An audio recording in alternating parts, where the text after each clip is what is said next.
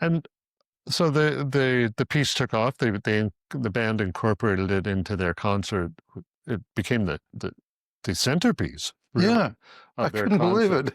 repertoire. When the band wins, well, just before they won the world championship in Hmm. 1987, the first Canadian band to do that. Um, they performed a concert which is now very famous in Ballymena, Northern Ireland. That's the one on the record. Yeah, that's Yeah. exactly right. Hmm. And Journey to Skye was unveiled then, but maybe not with kind of like a ta-da sort of moment, but it became uh, probably the biggest response from the crowd, and then became the centerpiece of the album too. Like, were you aware of that when that was going on? I was shocked. I had no idea. I didn't. But the other thing is, I didn't know. It still seems strange that nobody else had written anything like that. I don't. But I'm not sure. I still don't understand why somebody hadn't written something like that already. Because it just seemed like a perfectly natural thing to do. And classical music, I have a lot of classical music friends, and I'm always asking them, why do you write music? Why do you guy's a great cellist. He wants to play the Bach cello suites like they all do. And I said, well, man, why do you write your own cello suites? There's about 150 recordings of Bach's cello suites. Write your own cello suites. He just laughs at me as though I'm joking, but I'm serious. And maybe Norma never wrote any music, and I don't know why, because she was incredibly gifted. She was a perfectly natural musician, really good singer. She was a great dancer. She danced in the chorus line and did all that stuff. Really good Broadway type singer. Played good jazz drums. She studied with Jim, and she was a perfect natural musician. But she never wrote one note of music. Hmm. It just never occurred to her. But if my piece is different, it's probably because I don't know that much about bagpipe music. And so if I did, I might have tried to write something more traditional.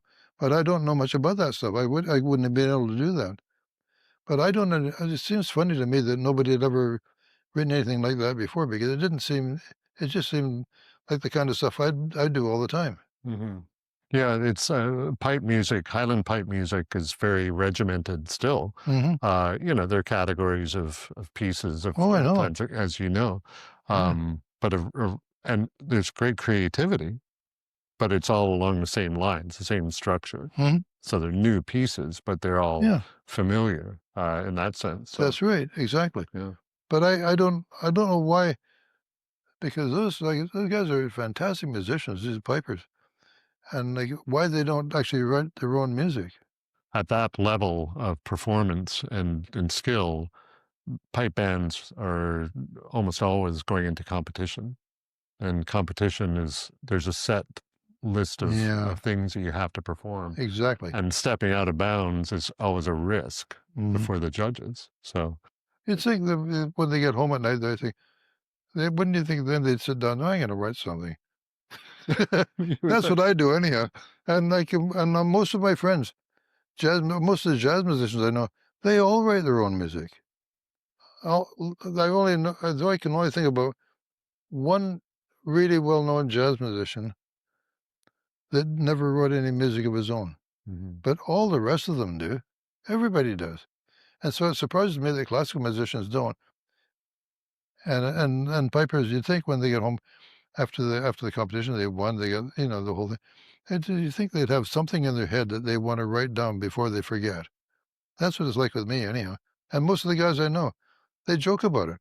They joke about waking up in the middle of the night dreaming about a melody, and they wake up and write it down so they don't forget it.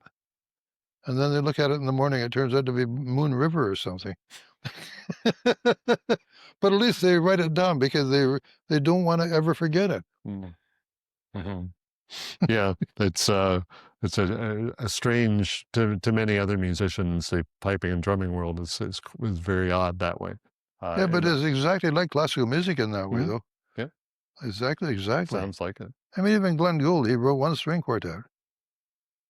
It's ironic that, not ironic, or I'm not sure what the word is, but having a famous or an accomplished jazz musician, uh, composer create something for piping that still is regarded as avant-garde.